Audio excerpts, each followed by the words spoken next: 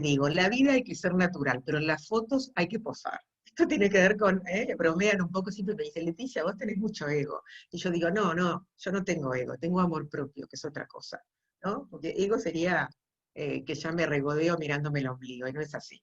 Y soy la primera autocrítica mía, ¿no? Soy muy, muy severa, ¿no?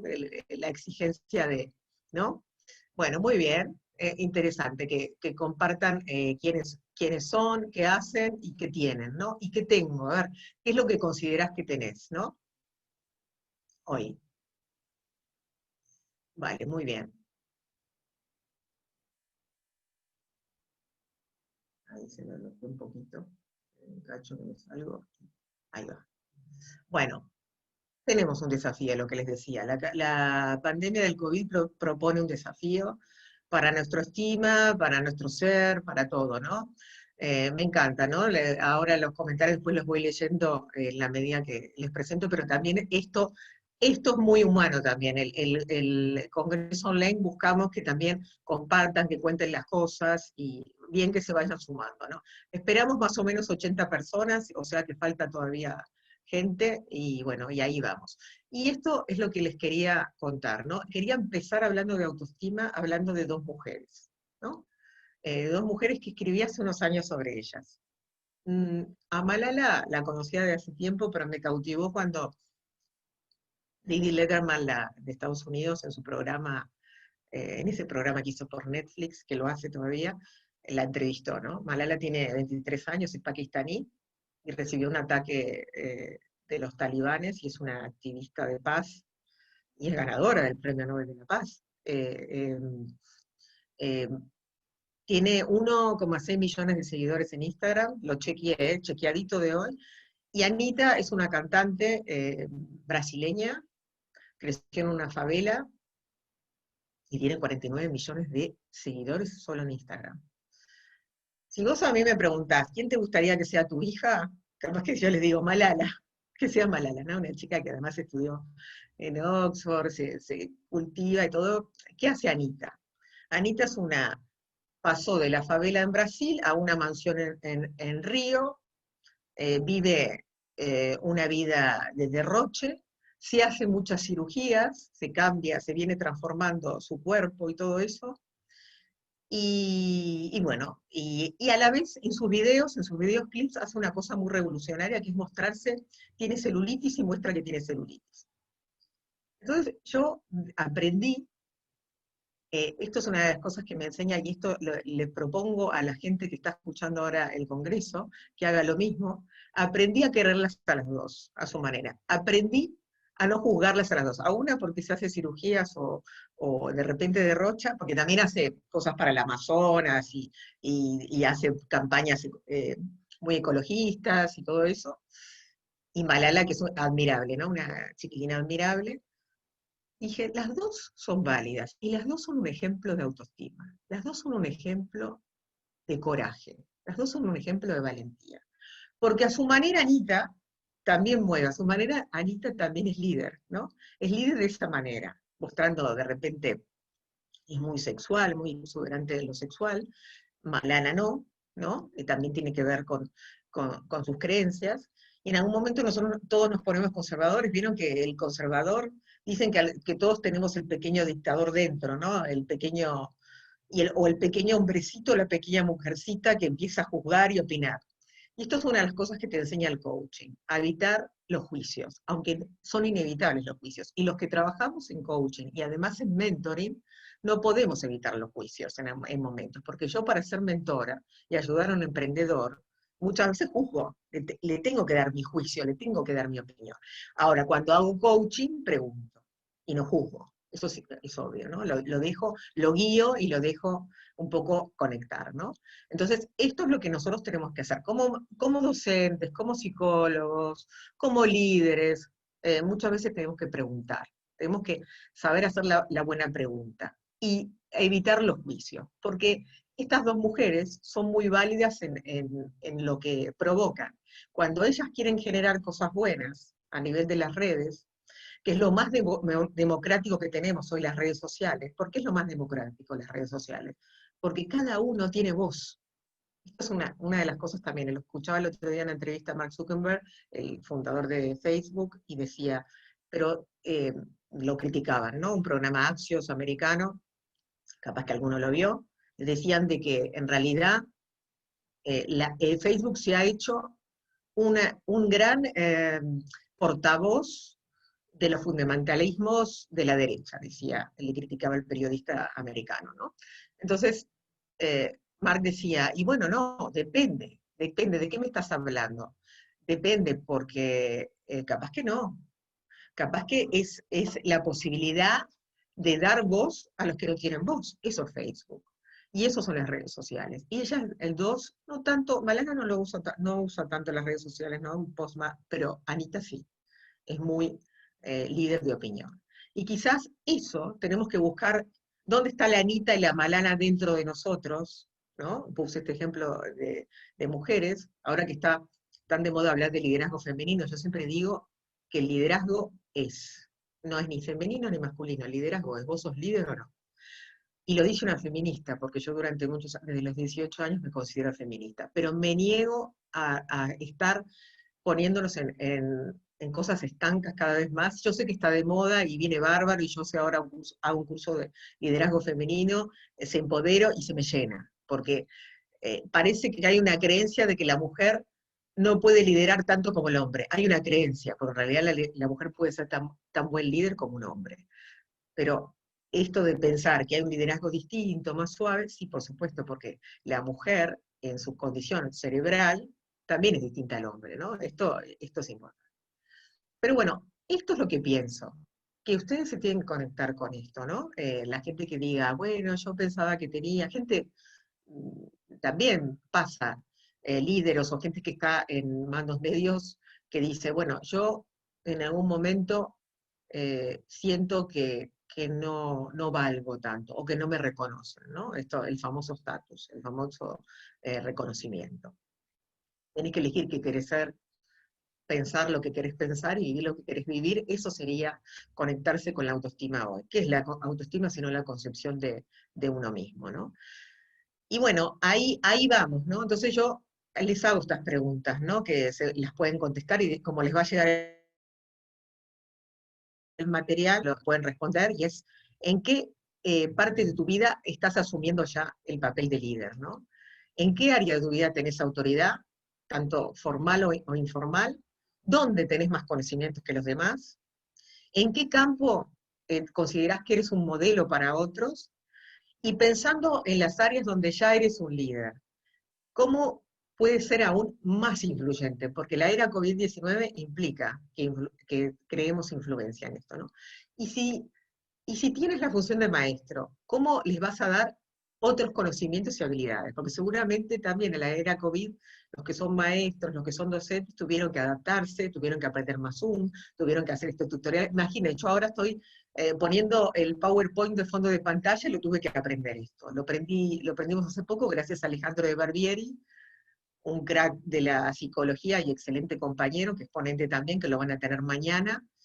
Y bueno, y si sos médico, ¿no? ¿Cómo ayudás a quienes padecen en su cuerpo o en su mente? ¿O cómo ayudás a las personas a unirse y sentirse mejor también, ¿no? Todas estas preguntas, tranquilos, después, porque también una de las cosas que les propongo, y que después, en un momento cuando presente a Francés, que agarren un cuaderno y lápiz y papel y vayan escribiendo también cosas que les inspiran. Este material lo van a tener, las presentaciones, los que compartimos presentación la vamos a ampliar, o sea que ustedes después tranquilos, como ustedes saben, el congreso o cualquier curso online no es el fin, es el comienzo de algo. Entonces, esto lo vas a poder hacer desde ese comienzo. Entonces, pensando en los líderes y hablando de la autoestima, ustedes saben que los líderes tienen, de alguna manera, programas automáticos para resolver problemas. Esto lo dice siempre David Rock, ¿no? Te pagan por eso. Vos sabés, vos llegaste por eso, por esas creencias, esos pensamientos que te llevaron a un nivel subconsciente. ¿Sabés lo que tenés grabadito en tu cerebro? Y esto está estudiado desde la neurociencia, el modo on solución. En tu cerebro, cuando viene alguien con un problema, lo primero que haces es, tu cerebro, conexiones sinápticas, empieza a decir lo que hay que hacer para solucionarlo. Empieza a pensar eso. A ver, acá tiene que hacer esto, chu, chu, chu, chu, según tu modelo mental, ¿no?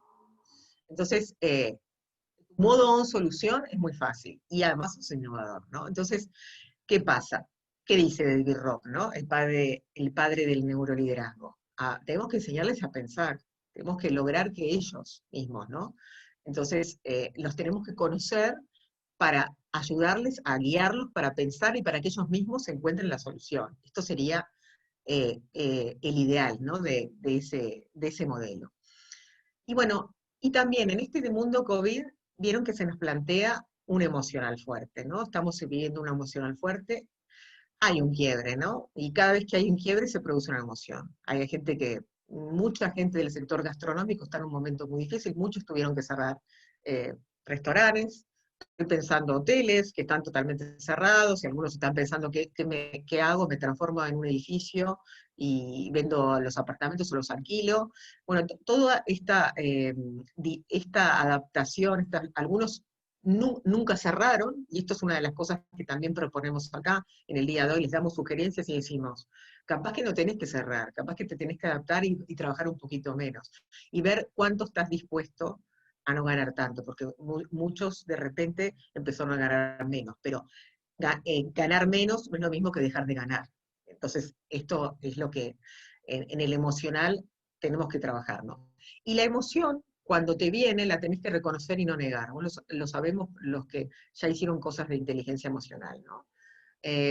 Muy bueno Pedro que dice, soy un sobreviviente y hago que las cosas sucedan, ¿no? Tengo voluntad y empeño. Muy bueno Pedro, esto, ¿no? La voluntad es todo, porque mucha gente que le falta disciplina en estos momentos está costando, ¿no? Mucho más, ¿no? Eh, y bueno, mucho para compartir, dice Erika de Argentina. Muy bien, Erika. Sí, astróloga, consteladora, muy bien. Y licenciatura en nutrición también estás estudiando, muy bien. Bueno, ¿qué pasa? Ustedes saben, tálamo, torre de control de nuestro cuerpo que regula la información del medio, la información llega primero a la amígdala, que es donde sentimos. ¿Qué es la amígdala? Es este núcleo de neuronas, ¿no? Conjunto de núcleos de neuronas en los lóbulos temporales que procesan y almacenan nuestras reacciones emocionales, ¿no? Y hay una relación entre la corteza prefrontal, ¿no? La zona situada detrás de la frente, y la amígdala, ¿no? ¿Y qué implica las funciones de la corteza prefrontal? Todo lo que usamos en el mundo de la empresa y en el mundo para crear realidad, para crear un mundo de reflexión. Memorizar, decidir, planificar, priorizar y comportarnos apropiadamente se deben a esa corteza prefrontal, ¿no? A ese cuidado. ¿Y qué pasa cuando estamos estresados?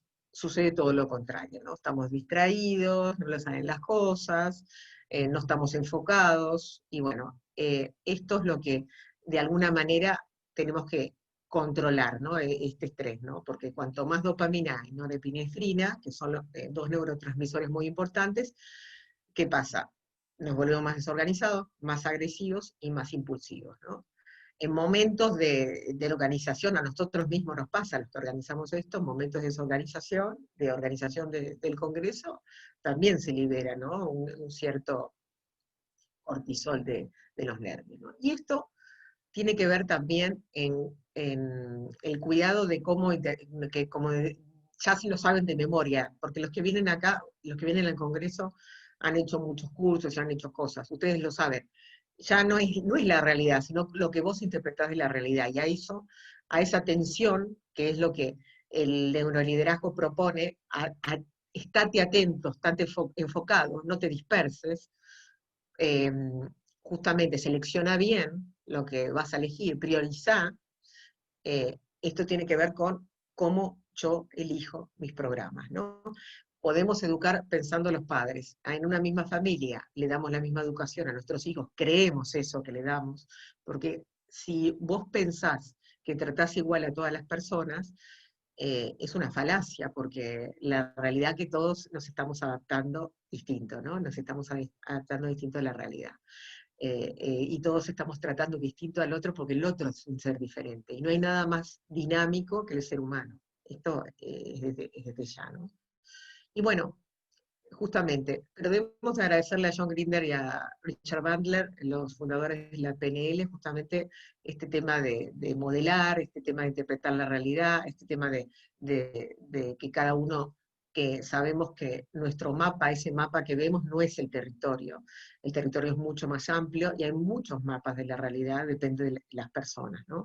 Entonces, esto lo vamos viendo también sobre, lo van a ver en el Congreso, que de repente vamos a hablar de virtudes, pero sobre todo, yo digo que es una virtud, la virtud de la confianza, del quererse, es muy importante también, ¿no?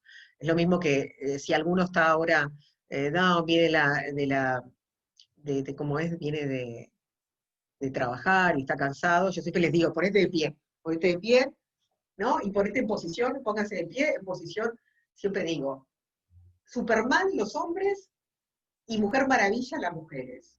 Entonces, en esta posición siempre es un mundo distinto, ¿verdad? Con la postura, porque lo que decimos en coaching, nuestros 3 dominios para observar el mundo: posición, emociones y lenguaje. Y si yo estoy así dándoles hoy, hablándoles, estoy mostrando mi programa, ¿no? Estoy programada, estoy mostrando de alguna manera mi postura, ¿no? Entonces, sí que es importante que nosotros nos empoderemos en eso, ¿no? Y a veces un movimiento,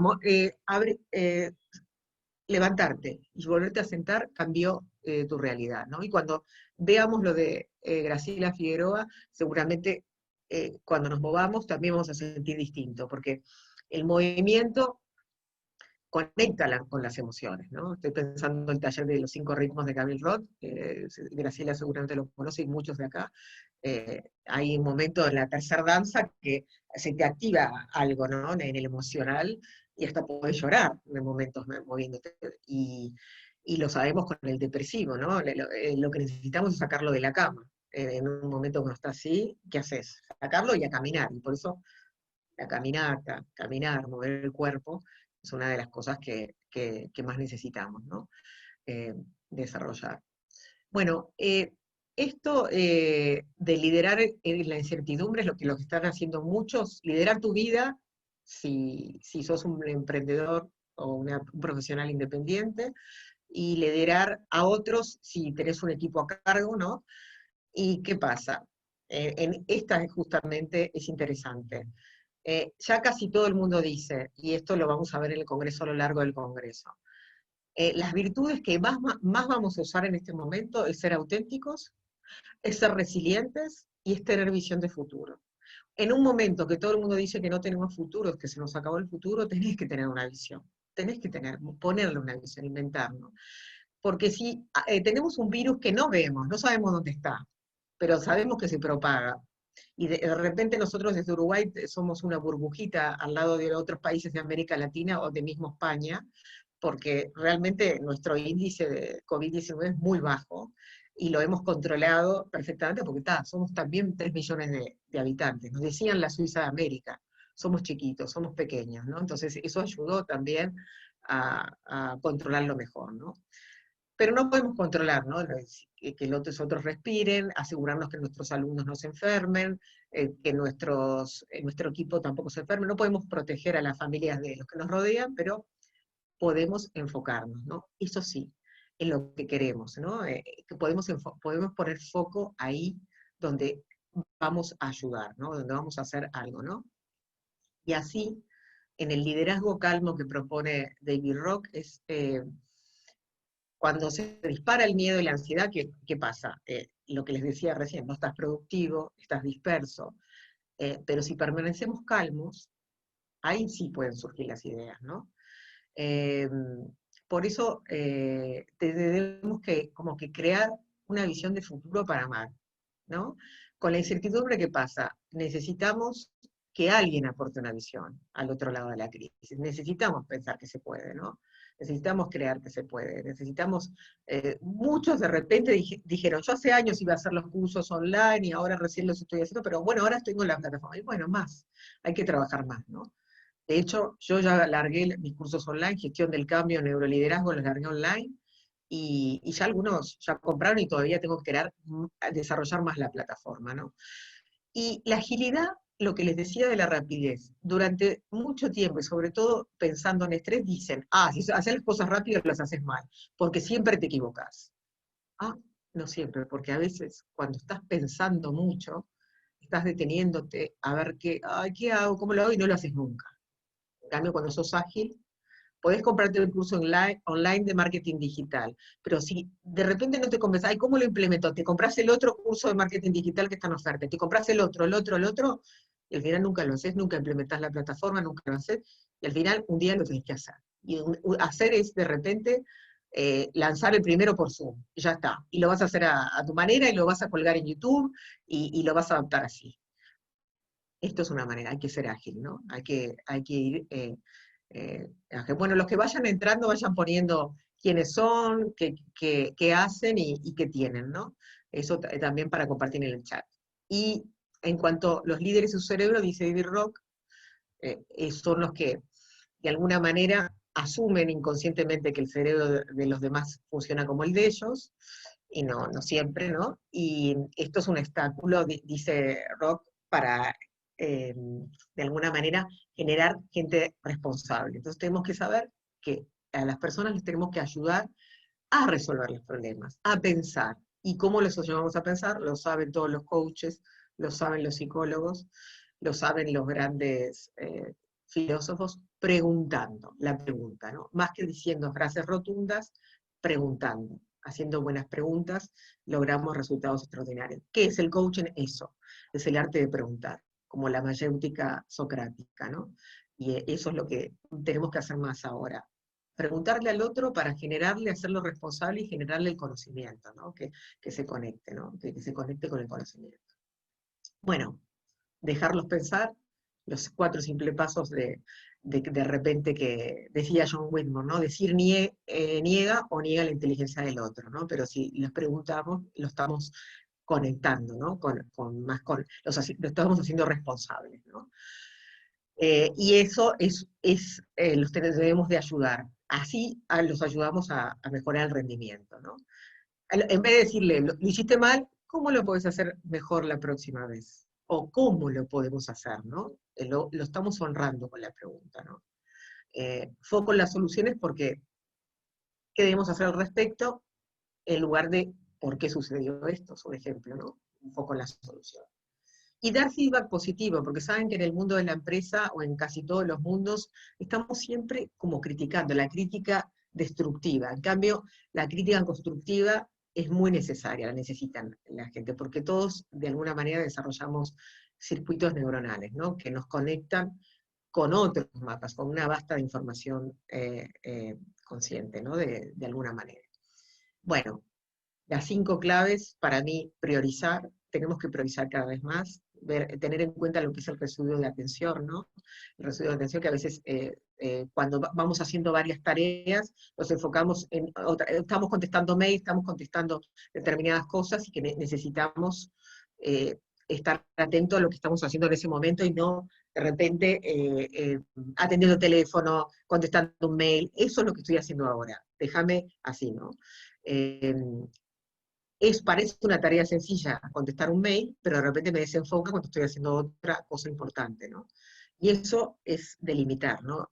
Y lo mismo que escuchar la radio mientras trabajás, esto lo aprendí también gracias al neuroliderazgo. Yo no me daba cuenta, yo me creía muy crack porque escuchaba siempre algo, o el informativo, o lo que sea, mientras trabajaba. Un gran error, porque estoy dándole mucho acceso a mi cerebro, ¿no? Y ser auténtico también, y poner a la gente primero es clave, ¿no? En cuanto a esto, ¿no? Bueno, nos espera un gran congreso. Yo voy a moderar el congreso, voy a ir viendo las preguntas que les pueden hacer a los ponentes, voy a concentrarme también en presentarlos a cada uno lo que necesita. Vamos a hacerlo lo más humano posible, y ahora por eso les voy a presentar a una persona que para mí es, lo que les decía, una de las más inspiradoras que hay. Seguramente lo conocen a Francés por uno de sus libros, tiene muchos libros vendidos, podés conectar cámara, ya conectó cámara y podés poner sonido también, Francés, Estoy aquí. háganlo muy bien. Es un placer para mí presentarlo, un crack, lo tienen que conocer a Francés.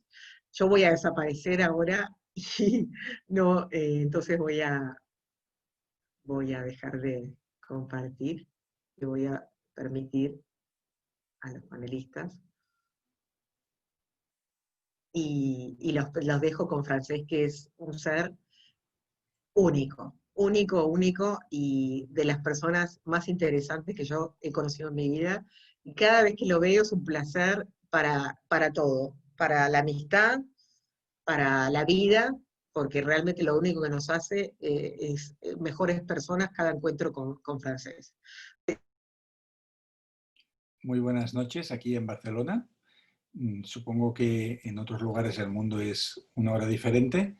Yo aquí agradecería que fuera un foro abierto en el que hagáis preguntas y comentarios, porque no soy un ponente típico de largar un discurso. Sí que voy a pasar por 5 puntos el tema que me ha tocado, que es la paciencia, que es un valor muy necesario ahora mismo en la situación en la que nos encontramos. Voy a pasar como por 5 dimensiones de la paciencia o 5 lugares desde los que yo creo que podemos apropiarnos de esta gran herramienta para los tiempos que vienen, pero creo que será más interesante si intervenís, hacéis preguntas y entramos aquí en un diálogo interesante sobre todo esto.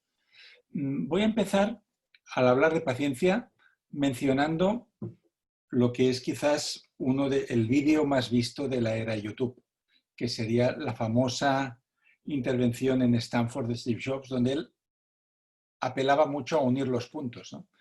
Entonces, los que hemos sido niños en los años 70, 80, pues recordamos lo que era unir los puntos, que eran aquellos cuadernos en los cuales habían una serie de numeritos, tú no veías el dibujo, pero ibas siguiendo un poco la ruta que te marcaban los números. Al final aparecía un pez, aparecía un león, aparecía una figura que estaba oculta.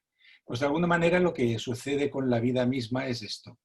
Y ya lo decía Borges antes de Steve Jobs. Borges, al cual he leído bastante, sobre todo sus cuentos, decía: la vida de un ser humano, si la pudiéramos ver desde muy arriba, como si fuéramos Dios, entenderíamos el sentido de los pasos. Entonces, voy a empezar hablando de este asunto, ¿no? Que es lo que yo llamo mirada larga, de intentar no ser cortoplacistas, porque en momentos de crisis, si eres cortoplacista, te vas a tirar por la ventana, como sucedió en la crisis americana del 29, pero si ves a un poco a medio y largo plazo, las cosas se ven distintas. O sea, es inevitable pensar que ahora mismo estamos en una situación pues mucho peor que hace un año, eso es evidente, ¿no? Todo es más inseguro, los trabajos que se han perdido, hemos perdido poder económico, hemos perdido libertad, y no solo libertad de viajar, sino que tenemos menos libertad por parte de los gobiernos, ¿no? En el sentido que nos sentimos más controlados, cuándo podemos ir ahí, cuántas personas nos podemos reunir. Aquí en Barcelona ahora mismo, por ejemplo, hemos pasado de poder ser 10 en una reunión a poder ser solo 6. Con lo cual, yo que tenía una cena con tertulios que conoce muy bien Leticia del Ofici de Viure, Gaspar Hernández y compañía, pues vamos a tener que estar en 2 mesas separadas, mirándonos los unos a los otros, y quizás cuando llegue la hora del postre nos vamos a mezclar de otra manera. Por lo tanto, la paciencia aquí de asumir esta nueva situación, yo diría que la podemos combatir con esta mirada larga de esperar que en algún momento se unirán los puntos y entenderemos por qué estuvimos aquí. Yo no soy nada conspiranoico, no creo en estas teorías de que hay poderes ocultos moviendo todo esto, más bien creo en los accidentes y que el ser humano es mucho más imperfecto de lo que pensamos y que las personas que nos lideran en el mundo tienen mucha menos información fiable de la que nosotros pensamos y que todo en realidad es un gran quilombo, que diría en Argentina, y hay mucha improvisación, no solo en nuestra vida, sino en lo que hacen los líderes que están moviendo los hilos de todo esto, que en realidad no saben lo que están haciendo. Por lo tanto, punto número 1 para practicar la paciencia: mirada larga y confiar en que los puntos se unirán y que habrá un sentido para todo esto. En el caso de Steve Jobs, cuando él era un estudiante que iba de oyente a clases de caligrafía, su unir los puntos, sabéis bien que fue construir un ordenador en el cual la tipografía era muy importante, cosa que no sucedía con los otros ordenadores y fue un elemento distintivo del Mac. Entonces, yo os invito ya a que os hagáis una primera pregunta, que la pregunta no es mía, sino que me la propuso un filósofo y psicólogo al que admiro mucho, que se llama Xavier Guix, que durante la pandemia, en el momento de máximo confinamiento, no solo tuvo el mérito de encontrar novia, cosa difícil cuando estás solo en tu casa, sino que cuando la gente le llamaba por teléfono para pedir cita, para saber cómo estaba, a todos les hacía una misma pregunta, que era, ¿y a ti de qué te ha liberado el coronavirus? ¿No? Entonces la gente primero se sorprendía, pero luego empezaban a decir, bueno, a mí me ha liberado de ir a esta reunión horrible que tenía cada semana con los padres de la escuela y que a mí no me gustaba ir. A mí me ha liberado de tener que salir con estas personas que ya me había cansado de ellas. Me ha liberado de tener que viajar constantemente cuando no tiene sentido, de hacer reuniones los lunes por la mañana eternas, cuando ahora nos lo podemos decir en 10 minutos. Entonces, para practicar esa mirada larga, yo diría que lo primero que hemos de preguntarnos en el momento actual es ¿qué estamos ganando ya de toda esta pérdida? ¿Qué nos está aportando? ¿No? Porque podemos verlo tal como lo miran los periódicos, ¿no? En cifras y en estadísticas y en cae la bolsa, cae esto, cae lo otro, la incertidumbre, pero también podemos mirarlo desde otro lado y decir, bueno, esta extraña situación, esta situación excepcional en la que estamos, ¿qué me ha aportado? ¿Qué me ha dado que de otra manera no tendría? Esto sería punto número 1. Por aquí nos comentan que les parece una pregunta de qué te ha liberado del coronavirus. Yo os invito a que lo penséis y si alguien lo quiere compartir, pues lo podemos comentar por aquí. Segundo, a mí la pandemia me ha enseñado a relativizar mucho las cosas que pasan. Y eso ha sido la mía ha sido una situación extensible a tantos otros profesionales, freelance, gente como Alex Rovira, ¿no? Que estaban todo el día viajando de aquí para allá dando conferencias, que mañana lo vais a encontrar en este foro, y que de repente se encuentra encerrado en su casa, que no puede acudir a los compromisos que tiene y en ese punto de su vida decide crear un curso online con muchísimo éxito. Por lo tanto, la mala noticia de que no pudiera hacer todos esos viajes que antes habían sido básicos para su forma de vida, para su carrera, deja de serlo en el momento en que se reconvierte. Entonces, relativizar las cosas que pasan, yo creo que es importante, también en esa mirada a medio y largo plazo, porque a menudo nos ahogamos en un vaso de agua, que decimos en español, porque no somos capaces de ver que hay algo más allá, que hay otros capítulos en esta novela que estamos escribiendo. Y en eso yo creo que era Groucho Marx que lo decía, tiempo, decía una fórmula que era la siguiente, tiempo más tragedia igual a comedia. Con lo cual el tiempo nos da una visión muy diferente de todas las cosas que nos suceden. Y si nos quedamos con lo que pasa aquí mismo, sin la paciencia de saber que eso se desarrollará y que irá a algún otro lugar, pues vamos a estar siempre en el pánico y en el drama. Yo puedo contar mi experiencia como escritor, por ejemplo. Yo durante muchos años trabajé en la industria editorial, primero como traductor, luego como corrector, luego tenía un buen sueldo como editor. Decidí tirarme de la moto y dejar ese sueldo tan bueno para irme a viajar a la India y empezar a escribir. Y como todos los inicios de cualquier persona, y ahora yo creo que en este foro, en este congreso, va a haber muchas personas que están emprendiendo, que están pensando en tener una startup, que están pariendo proyectos. Ahora es el momento para hacer eso. Pues yo también era alguien que pensaba que no necesitaba ese sueldo para vivir y que podía mantenerme pues con mis propios ingresos como freelance. Y tenía mucha confianza en mis libros. Pero en aquel momento, claro, yo solo había escrito una novela infantil, había escrito una novela juvenil e intenté dar el salto a la novela de adultos en catalán en aquel momento. Luego escribí en castellano. Con una novela que estuve mucho tiempo haciendo, que pensaba que sería la bomba, que todos los periódicos hablarían de ella, que me situaría un poco en el estrellato de los escritores, como mínimo de mi territorio. ¿Y qué sucedió? Pues que yo publiqué esa novela, la novela vendió 140 ejemplares solo, y recuerdo que el momento más bajo anímico para mí fue cuando una biblioteca de Sabadell nueva, que acababa de abrir, Sabadell es una ciudad pequeña cercana a Barcelona, me llamaron y me dijeron, hemos visto que tienes esta novedad, vamos a estrenar esta nueva biblioteca, un auditorio para 300 personas, queremos que vengas tú a presentarlo. Yo me sentí muy honrado, contraté un actor del Instituto del Teatro de Barcelona para que leyera algunos fragmentos. Yo me preparé unas cuantas piezas a piano. En esa biblioteca yo sabía que había un piano de pared. Entonces nos lo preparamos todo, ensayamos, íbamos allí a dar el gran espectáculo. Llegamos a la sala y en esta sala había una persona solo. Y esta persona estaba allí por casualidad. Era un anciano que había pasado por la biblioteca y al recorrer el auditorio para salir por otro lado le pidieron por favor que se quedase. Hicimos la actuación para esa única persona. Entonces, cuando terminó el acto, yo me fui con el actor, porque yo no tengo carnet de conducir y él sí, él me llevó un coche a Barcelona, y en ese momento un amigo mío que había querido venir ahí y que era enfermero de noche, me preguntó cómo ha ido, y yo le expliqué, estoy desolado, este libro no se ha vendido, aquí había una sola persona, nadie quiere interesarse por mi libro, y él me dijo, Francesc, te voy a decir una cosa que tienes que tener en cuenta a partir de ahora, que en la vida muchas cosas no salen a la primera.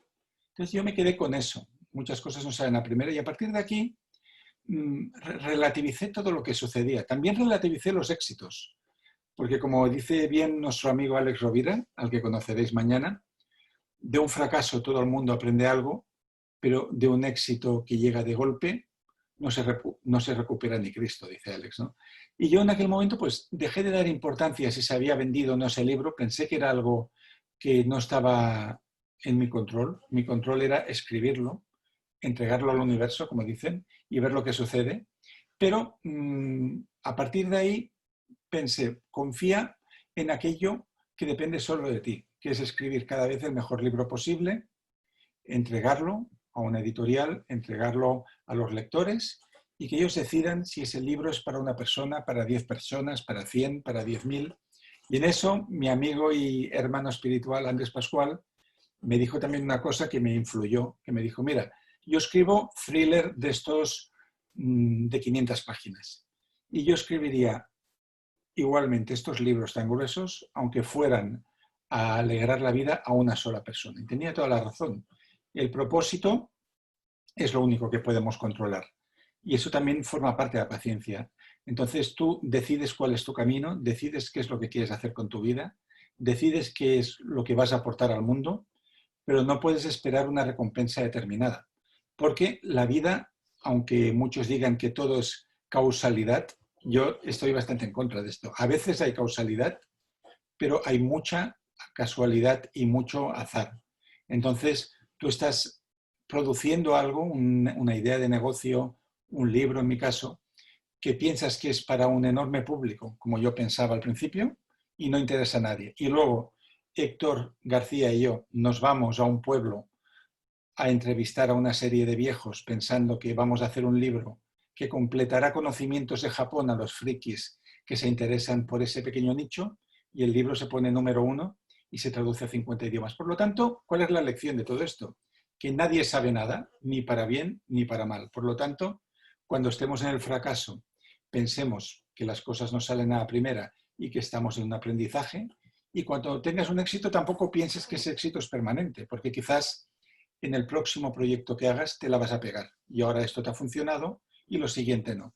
Por lo tanto, humildad, que viene de humus, ¿no? de la humedad de la tierra, que es fértil, y seguir caminando y centrarnos en aquello que depende de nosotros mismos.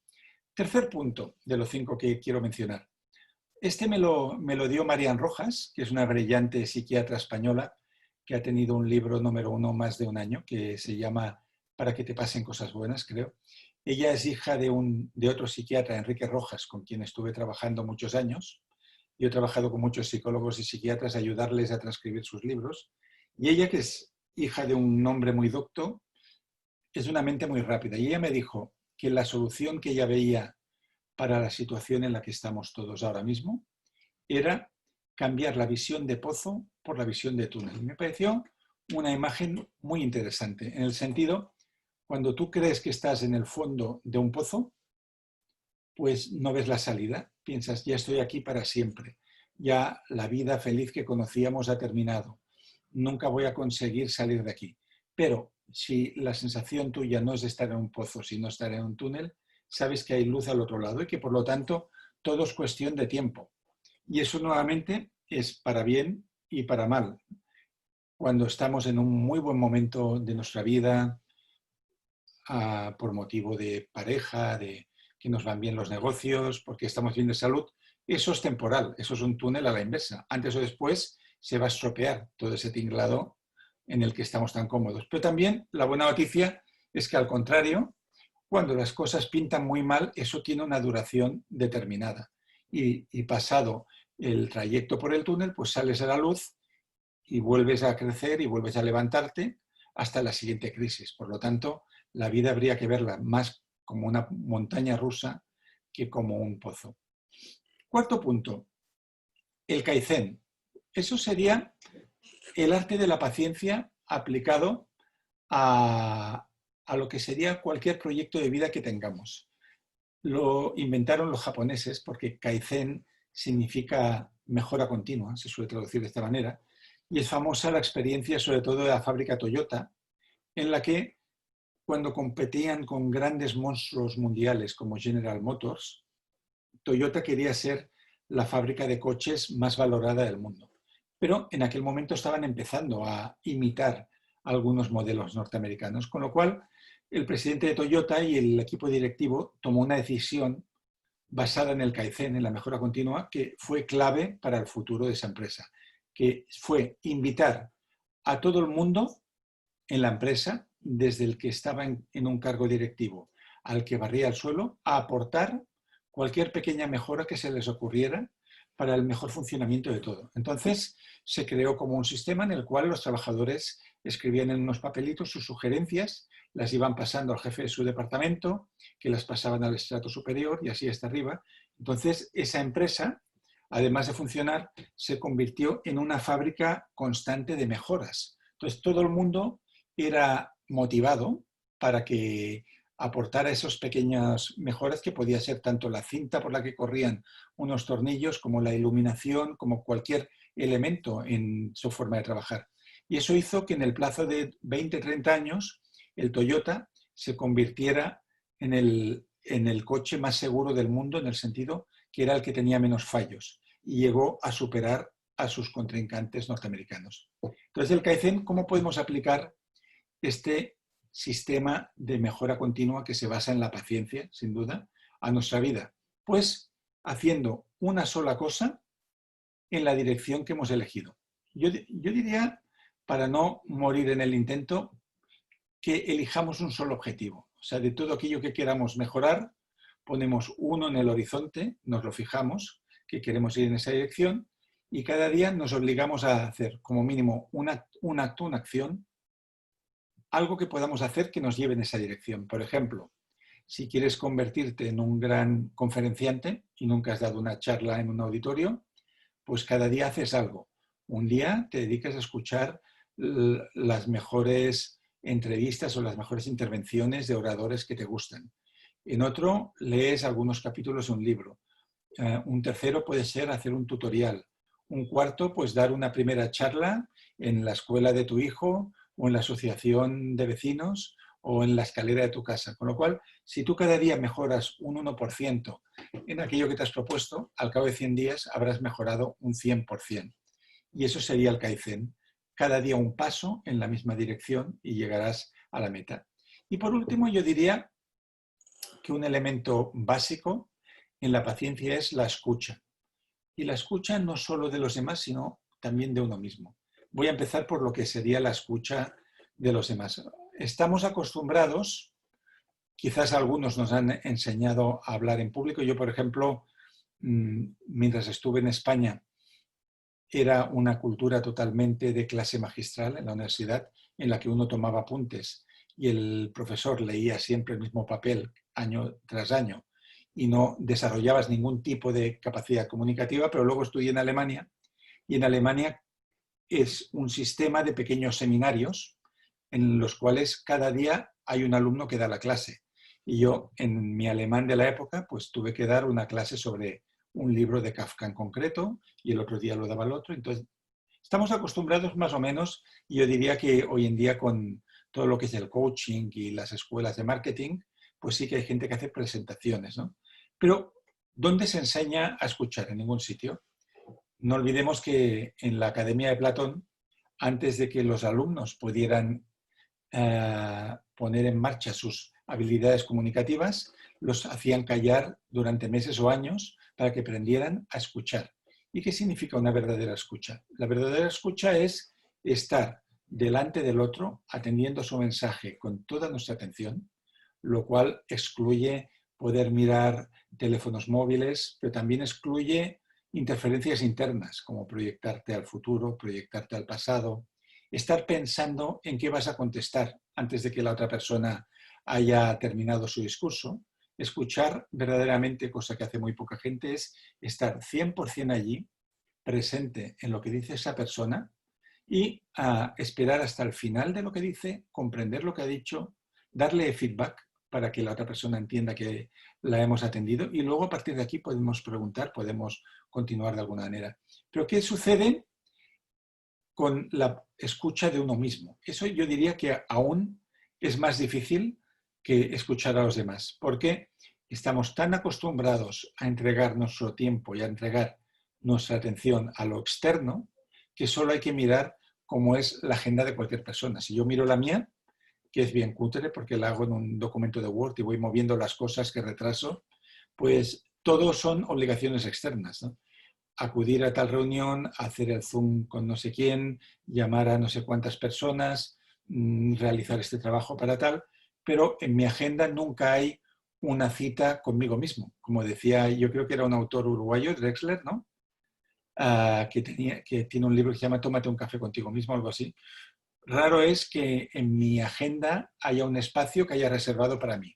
Todos para los demás. Y aquí vamos a lo que decía Stephen Covey, ¿no? Que el drama del ser humano moderno es que vamos de urgencia en urgencia y lo importante, que es aquello nuestro, pero que no tiene un deadline, no tiene una fecha determinada, eso lo vamos postergando, lo vamos procrastinando, que se dice hoy en día, y muchas veces no se llega a hacer nunca, porque lo urgente, que es importante para los demás, pero no para ti, acaba ahogando totalmente lo importante, que es lo que es importante solo para ti. Y él decía que una persona de éxito, en realidad, es aquella que encuentra un equilibrio entre lo urgente y lo importante. Y bueno, yo mismo cuando miro mi agenda, muy raramente hay espacios escogidos para mí. Todo es para el mundo exterior, para las obligaciones y los compromisos. Yo creo que la escucha con uno mismo requiere liberar espacio, porque el ser humano tiene lo que los latinos llamaban horror vacui, miedo a la vacuidad, miedo al vacío, y por eso vamos llenando los calendarios de tantísimas citas y compromisos. Y de hecho me decía Marian Rojas sobre sus hijos que las agendas de los niños parecen agendas de ministros hoy en día. No está previsto el aburrimiento, no está previsto el no hacer nada, no está previsto mirar el techo, mirar por la ventana, rascarse la cabeza. Y para que realmente surjan esas preguntas revolucionarias que están esperando en la antesala del pensamiento para decir, bueno, ¿es aquí donde tú quieres estar? ¿Es esta la dirección en la que quieres ir? ¿O te estás equivocando de vida? ¿Estás viviendo para ti? ¿Estás viviendo para otros? ¿Es este el proyecto por el que merece la pena luchar o es otro? Pues para eso hay que crear un espacio en blanco, un espacio vacío. Del mismo modo que un pintor no puede pintar en un lienzo que ya esté totalmente lleno de cosas barrocas, ¿no? Por lo tanto, la escucha hacia el otro puede ser un aprendizaje para acabar escuchándonos a nosotros mismos y dedicarnos como mínimo, yo diría, 1 hora al día o media hora al día que sea sagrada para tomarte tu té, tomarte tu café, libreta en blanco y decir, bueno, ¿dónde estoy? ¿A dónde voy? Las preguntas de siempre, ¿no? ¿Y quién quiero ser? Y creo que ahora, que Walter Dressel, lo ha dicho muy bien, lo he confundido con el cantautor. Walter Dressel, tómate un café contigo mismo. Entonces, terminada mi ponencia, mi enumeración de los 5 elementos de la paciencia, yo creo que ahora sería el momento, si hay preguntas, ahora miraré por aquí, de que podamos conversar un poco. Muy buenas, Leticia. Muy buena. Como siempre, genial, Francés. Una cosa fabulosa lo que sos, lo que generás. Hablaste, me gustaría saber cuál es tu Kaizen. Sí, aquí hay la pregunta. Mi Kaizen, a ver, en cada momento de mi vida mi Kaizen ha sido una cosa distinta según lo que quería conseguir. Entonces, por ejemplo, cuando yo dejé de ser editor y quise escribir mi primera novela, sí que había escrito libros sobre Kafka y sobre libros con seudónimos, pero quise escribir mi primera novela. Y tenía la idea romántica, Leticia, de que había que escribirla en estilográfica y en una libreta. Si no era así, no saldría bien. Y eso lo hacía todo mucho más lento, porque primero había que escribirlo en el papel y luego había que pasarlo a un ordenador. Y yo tenía un tiempo determinado para hacerlo porque me quería presentar a un concurso. Por lo tanto, mi Kaizen fue decidir que cada día de la 1 del mediodía a las 3:30 de la tarde yo estaría sentado en una determinada silla en la mesa de mi cocina, tuviera ganas o no, tuviera ideas o no, estuviera cansado o no, aunque me propusieran cosas. Entonces, mi Kaizen fue cada día ocupar ese asiento con más o menos productividad y siempre al principio había una lucha entre mi cuerpo y mi mente, que mi mente había decidido que yo estaría allí, pero mi cuerpo se quería escapar, se quería ir a tomar café con los amigos, se quería ir a ver una película, quería leer una novela o hacer un trabajo que había por ahí pendiente. Entonces la mente dominaba y dije, bueno, pues cada día esto. Al principio fue difícil, pero como dicen con los hábitos, ¿no? Que si 21 días o 2 meses, según quien lo diga, cuando ya lo hice varias semanas seguidas, ya a esa hora mi mente se ponía en disposición para hacer eso. Entonces, en esa época de mi vida, mi Kaizen fue sentarme a escribir, cosa que no era natural en mí porque yo era muy inquieto y de salir a la calle y de hacer mil cosas, ¿no? Y en otros momentos de la vida, pues por ejemplo, cuando empecé a estudiar alemán, vi que aquello era muy difícil y que no saldría adelante si no ponía como mínimo el objetivo de aprender 3 o 4 palabras al día. Entonces lo hacía, cada día me ponía en la mesa, miraba las palabras que había leído el día anterior, las repasaba, las iba tapando y repitiendo, introducía 3 o 4 nuevas y ese Kaizen hizo que al final del año supiera 1000 palabras y que en 3 años pues ya podía leer casi cualquier libro. Entonces, esa disciplina, el arte es importante y la inspiración y el talento, pero esa disciplina es lo que nos da la autopista para poder conseguir algo. Y de hecho, conoces bien, Leticia, el libro de la regla de las 10.000 horas de Malcolm Gladwell, que él calcula en 10.000 horas lo que se necesita para ser un maestro en algo. Y pone de ejemplo a los Beatles, a Mozart, a Bill Gates, ¿no? Que parece ser que antes de ir a Harvard y montar su primera empresa, había estado 7 años programando en el ordenador de la escuela a todas horas. Con lo cual, creo que es interesante el Kaizen, ponerlo al servicio de una sola cosa y ser muy duro con uno mismo en el sentido de no permitirte la excepción, porque a la que esto es como cuando dejamos de fumar, a la que enciendes el cigarrillo, ahí has caído ya, ¿no? Y entonces entras en otra clase de hábitos. Bueno, muy interesante y a la vez esto de que hay alguna persona que ha dicho, no, no, no, por favor, ¿están compartiendo pantalla alguien? ¿Quién? Marta, no, no compartas pantalla. Ahí va, uno de los ponentes. No, no, no estás, no llegas todavía. No, que quería decirles que alguna de las personas ha dicho que le cuesta conectarse. ¿Cómo haces vos para conectarte? Yo sé que vos sos lo que vos decías, te gusta mucho salir y a la vez sos escritor, y sos escritor que escribe muy seguido, porque publicás todos los años. ¿Cuántos libros Bueno, publicás por año? porque es un tema de repetición. O sea, para mí, para ti, Leticia, es muy fácil presentar un congreso como este. Para otra persona, para el típico chupatintas oficina, sería muy difícil ponerse donde tú estás, porque tendría miedo a que es observado, a que es juzgado. Tú todo eso ya lo has superado porque has hablado 1000 veces en público. A mí la primera página me costó escribirla también, pero cuando has escrito 100 libros para ti, para otros, con seudónimo, sin seudónimo, o 200, pues llega un momento que coges lo que los publicistas llaman afluencia. Y afluencia es que acortas mucho la distancia entre la idea abstracta y la realización. Entonces, yo, por ejemplo, no tengo afluencia como dibujante. Me gusta mucho la pintura, pero yo veo en mi mente una figura y la intento traspasar al papel y sale otra cosa totalmente distinta. Y eso les pasa a los escritores que no tienen experiencia, que de lo que ellos intuyen que quieren contar a lo que sale, es como un espejo deformado. Ahora, si tú escribes Es que cada vos día escribís 100 bárbaro. y escribes miles de páginas, pues llegará un momento en que puedas escribir 10 páginas por día o 12, y en un mes puedes escribir la novela o el libro que quieras, siempre que sepas lo que quieres decir. Piensa que, por Bueno, ejemplo, Kafka, La Metamorfosis, que es una novelita pequeña de 100 páginas, el borrador lo hizo en 24 horas. Luego lo pulió, pero que a veces hay que dejarse poseer por la idea. increíble porque Kafka es uno de los que más enseñó.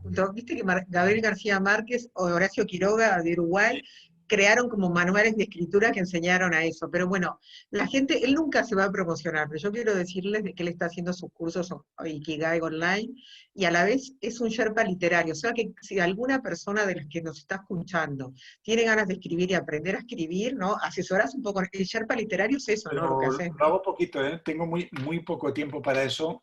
Tengo tiempo para un par de alumnos al mismo tiempo que puedan venir pues un día a la semana uno o el otro, porque realmente también con la pandemia el mundo editorial se ha puesto mucho más difícil. Entonces, cuando a mí me contacta una persona que está soñando con escribir un libro, yo sé que en realidad no está soñando con escribir un libro, sueña con publicarlo, porque somos una sociedad de resultados, el proceso no le interesa a nadie, o a casi nadie.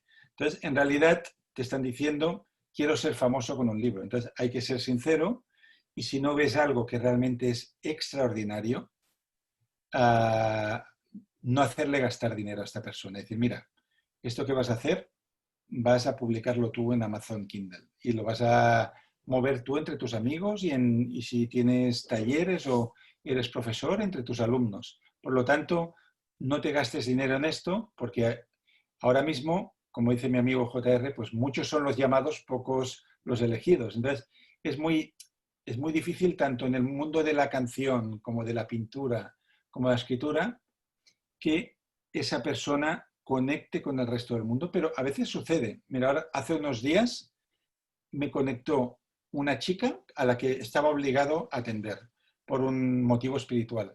Yo era un pésimo estudiante, era una persona muy negativa, muy fracasado en todo, hasta que por el efecto Pigmalión, que los que nos están siguiendo supongo que lo conocen, que es cómo las expectativas que alguien tiene sobre ti te acaban cambiando. Que el efecto Pigmalión negativo sería decirle a tu hijo, eres un burro y no sirves para nada, y el hijo te va a responder cumpliendo esas expectativas, pues jugando a videojuegos, no interesándose por nada, o al contrario, tratar a un niño o un estudiante y decir, veo, igual no te lo está diciendo de manera manifiesta, que tienes unas posibilidades enormes y tú respondes ahí. Pues a mí me sucedió que era muy mal estudiante, incluso en la universidad, suspendía constantemente, no iba a clase, hasta que una profesora que se llamaba Ana Rosell, que era la más dura de toda la carrera, que tenía fama en alemán justamente, en ese momento hacía filología inglesa, de que suspendía el 90% de la clase. Entonces yo fui allí muy asustado como todo el mundo y al primer día ya ella me sacó al estrado y el ejercicio que había hecho pues me hizo que yo hablara con ella. Entonces yo vi que esta persona confiaba en mí y que me lo tenía que preparar porque cada día me iba a sacar. ¿Qué relación tiene esto con lo que te iba a contar? Espero no dar demasiados circunloquios. Hace como 2 semanas, una chica, amiga de esta profesora, me dice que durante la pandemia ha estado escribiendo su novela y que necesita que le guíen Sherpa y todo esto que dicen. Yo pensé, uff, nos vamos a encontrar con otra excepción. Y no, fue un caso, fue la excepción. Fue leer la primera página y decir, yo este libro, si leo esta página, me lo compraría. Por lo tanto, tuve que acompañarla y ahí estamos.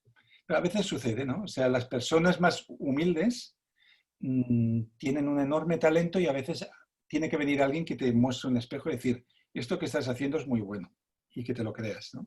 Esto es como ir a un buen terapeuta, ¿no? Que el terapeuta tiene que hacer 2 cosas, según Alex Rovira.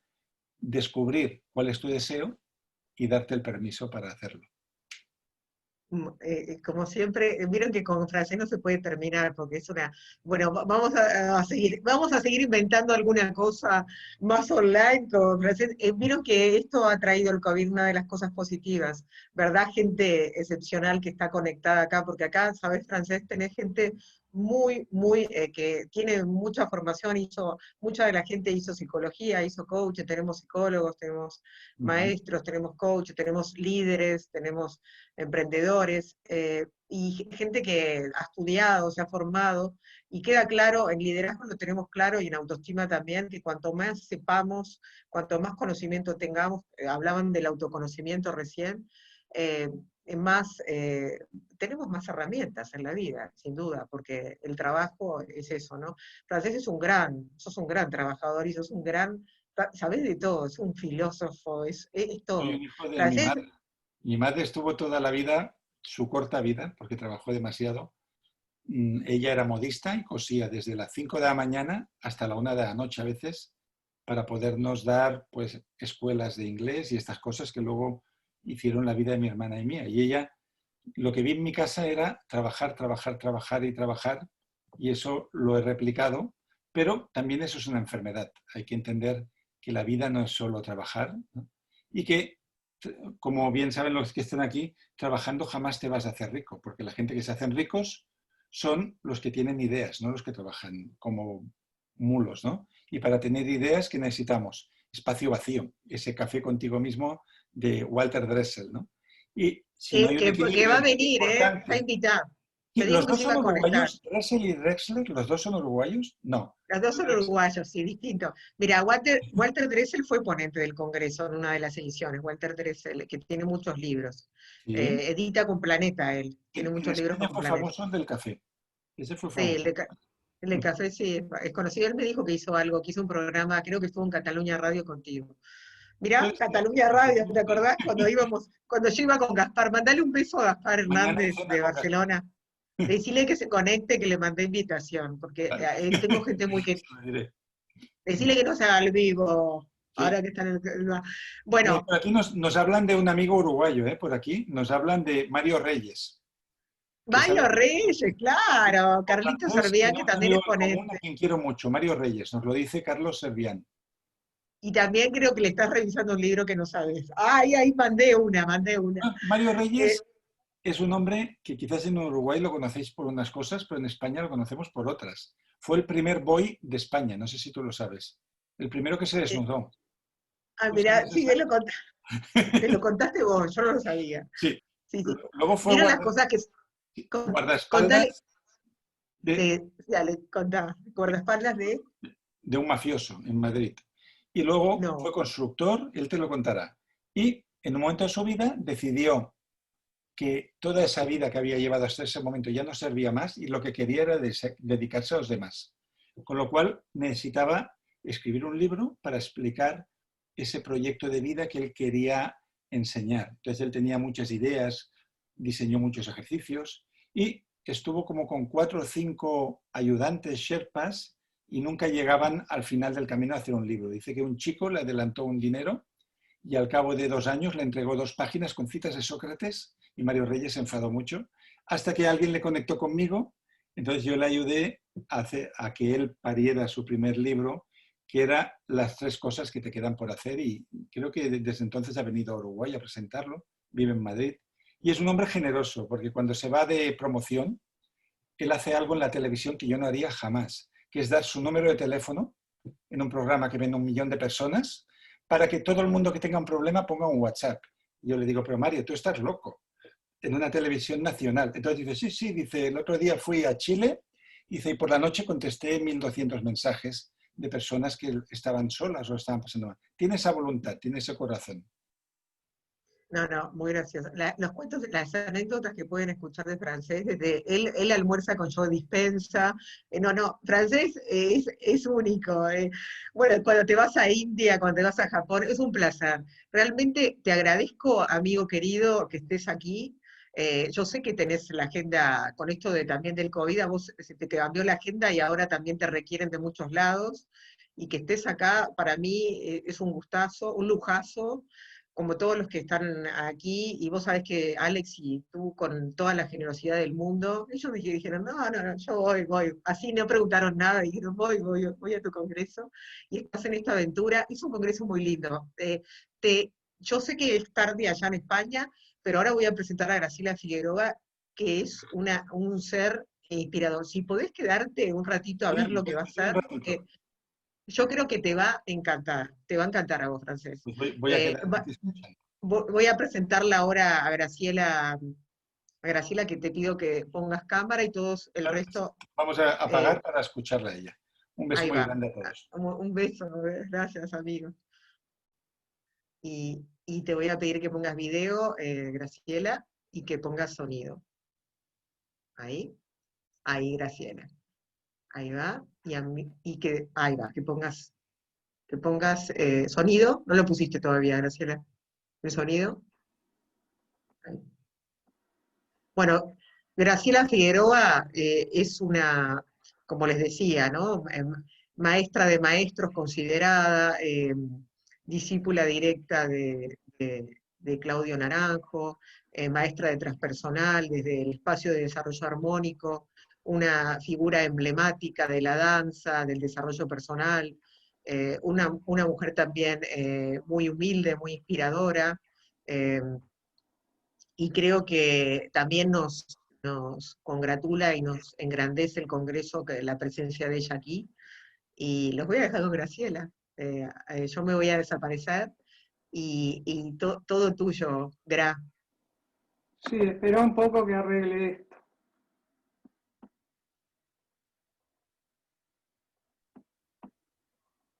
Vale. Voy a sacar el...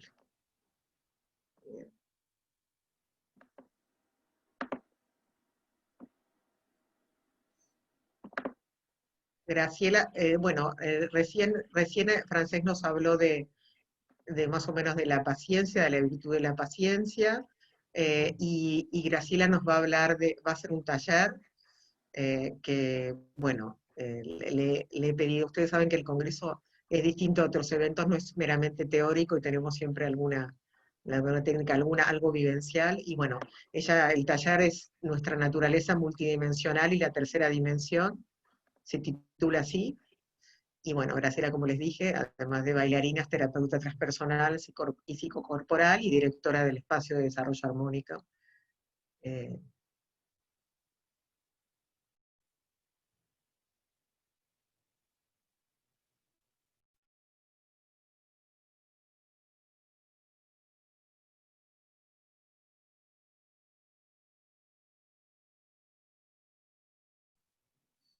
Graciela creo que volvió a entrar ahora, se volvió a conectar, a ver. Eh, bueno, vamos a esperar un poco qué pasó, a ver. De haber tenido algún problema de conexión. Ok, a ver qué. Vuelve a entrar ahora, supongo. Mientras, si tienen alguna pregunta más para Francés, que vamos, mientras esperamos que vaya entrando Graciela, ahí ya entró de vuelta, ¿no? Ahí voy, ahí fui. Ahí va. Muy bien. Bueno, pero voy a poner compartir pantalla. Estoy compartiendo la música también.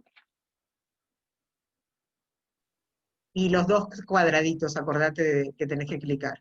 Los dos cuadraditos de compartir pantalla, que aparecen ahí. Compartir pantalla. Ahí abajo hay dos cuadraditos que tenés que darle clic. Ustedes saben, ya están aprendiendo todos, ¿eh? Todos acá en el Congreso. Bueno, mi parte Leticia me llamó para hacer algo práctico, para hacer algo vivencial. Así que les pido que